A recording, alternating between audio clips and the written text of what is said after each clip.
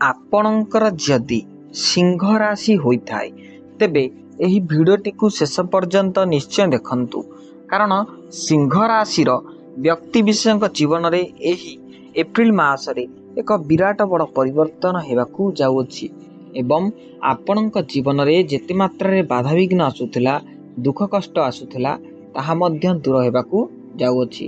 ତେଣୁ ଆପଣ ଯଦି ସିଂହ ରାଶିର ବ୍ୟକ୍ତିବିଶେଷ ହୋଇଥାନ୍ତି ଏବଂ ଈଶ୍ୱରଙ୍କୁ ସଚ୍ଚା ହୃଦୟରେ ବିଶ୍ୱାସ କରୁଥାନ୍ତି ତେବେ ଭିଡ଼ିଓଟିକୁ ଲାଇକ୍ କରନ୍ତୁ ଏବଂ ଚ୍ୟାନେଲଟିକୁ ସବସ୍କ୍ରାଇବ୍ କରନ୍ତୁ।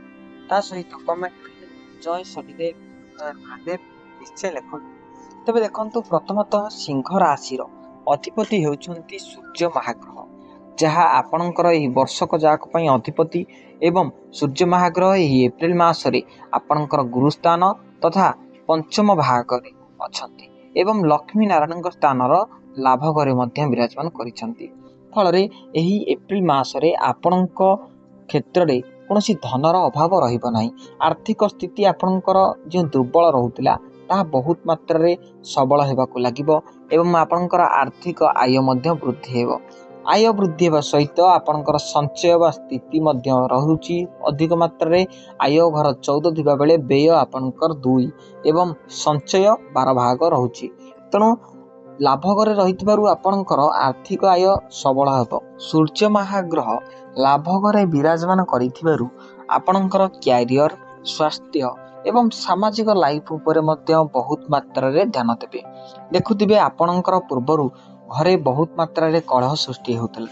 ସ୍ୱାମୀ ସ୍ତ୍ରୀଙ୍କ ମଧ୍ୟରେ ହେଉ, ଭାଇ ଭାଇଙ୍କ କ୍ଷେତ୍ରରେ ହେଉ, ବହୁତ ମାତ୍ରାରେ କଳିକଜିଆ ସୃଷ୍ଟି ହେଉଥିଲା। କୌଣସି ଜମିବାଡ଼ିକୁ ନେଇ ହେଉ ମଧ୍ୟ ଆପଣଙ୍କ ଭିତରେ ବହୁତ ବାଦ ବିବାଦ ଲାଗି ରହୁଥିଲା। ଦେଖିବେ, ଏଭଳି ସମସ୍ୟା ଖୁବ୍ ଶୀଘ୍ର ଦୂର ହେବ। ଆପଣଙ୍କର ସ୍ୱାମୀ ସ୍ତ୍ରୀଙ୍କ ମଧ୍ୟରେ ଏକ ଅତୁଟ ସମ୍ପର୍କ ମଧ୍ୟ ଗଢ଼ି ଉଠିବ, ଯାହା ବହୁତ ମାତ୍ରାରେ ଦୃଢ଼ ସମ୍ପର୍କ ହୋଇ ରହିବ। ଏବଂ କ୍ୟାରିୟର କ୍ଷେତ୍ରରେ ଯଦି ନଜର ପକାଇବା ତେବେ ଆପଣଙ୍କର ଏହି ଏପ୍ରିଲ ମାସରେ କ୍ୟାରିୟର କ୍ଷେତ୍ରରେ ମଧ୍ୟ ଉନ୍ନତି ଦେଖିବାକୁ ମିଳିବ। ଆପଣଙ୍କର ଚାକିରି କ୍ଷେତ୍ରରେ ଉନ୍ନତି ଆସିବ।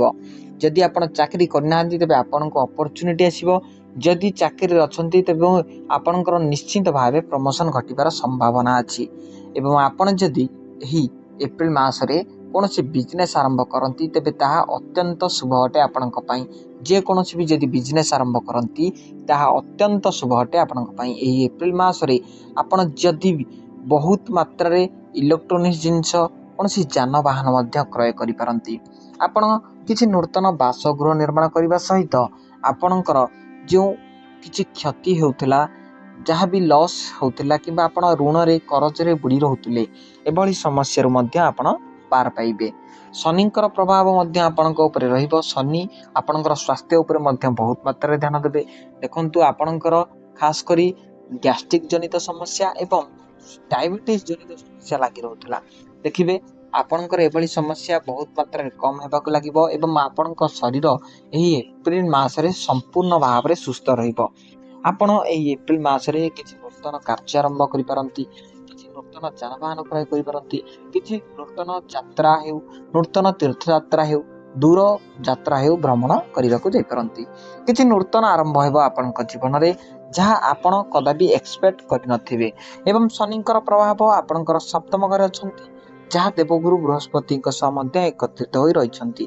ଦେବଗୁରୁ ବୃହସ୍ପତି ଶନିଙ୍କ ସହ ଏକତ୍ରିତ ଥିବାରୁ ଆପଣଙ୍କୁ ଧନର ଅଭାବ ରହିବ ନାହିଁ ଏହି ଏପ୍ରିଲ ମାସରେ। ଏବଂ ଶତ୍ରୁଙ୍କର ଯେଉଁ ଭୟଗାରୀ ରହୁଥିଲା ତାହା ମଧ୍ୟ ଦୂର ହେବ। ଅନେକ ଶତ୍ରୁ ଆପଣଙ୍କର ମିତ୍ର ହେବାକୁ ଲାଗିବେ। ଅନେକ ଶତ୍ରୁ ମଧ୍ୟ ଆପଣଙ୍କ ଠାରୁ ଦୂରେଇ ଯିବେ ଏବଂ ଶତ୍ରୁଙ୍କର ଯେଉଁ ଭୟଗାରୀ ରହୁଥିଲା ତାହା ମଧ୍ୟ ଦୂର ହେବ। ଆପଣ ପାରିବାରିକ କ୍ଷେତ୍ରରେ ବହୁତ ମାତ୍ରାରେ ସବଳ ହେବେ। ଆପଣଙ୍କର ପୁଅ ହେଉ, ଝିଅ ହେଉ, କିଛି ନେଇ ଆପଣ ଗର୍ବିତ ମନୋଭାବ ମଧ୍ୟ ରଖିବେ। ଆପଣଙ୍କର ପୁଅ ଝିଅଙ୍କୁ ନେଇ ବହୁତ ମାତ୍ରାରେ ଗର୍ବ କରିବେ।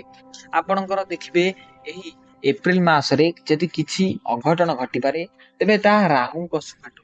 କାରଣ ରାହୁ ଏବଂ ସୂର୍ଯ୍ୟ ଦ୍ୱାଦଶ ଘରେ ଏକତ୍ରିତ ହୋଇ ରହିଛନ୍ତି। କାରଣ ସୂର୍ଯ୍ୟ ମହାଗ୍ରହ ହେଉଛନ୍ତି ଏକ ସବଳ ମହାଗ୍ରହ ବା ରାଜା ମହାଗ୍ରହ, ଯାହାକୁ କୁହାଯାଏ ନବଗ୍ରହଙ୍କ ମଧ୍ୟରେ। ସେ ରାହୁଙ୍କ ସହ ଦ୍ୱାଦଶ ଘରେ ଆପଣଙ୍କର ନିଚ ସ୍ଥାନରେ ଏକତ୍ରିତ ହୋଇ ରହିଥିବାରୁ ଆପଣଙ୍କୁ କିଛି ସାଇଡ୍ ଇଫେକ୍ଟ ତାର ଦେଖିବାକୁ ମିଳିବ।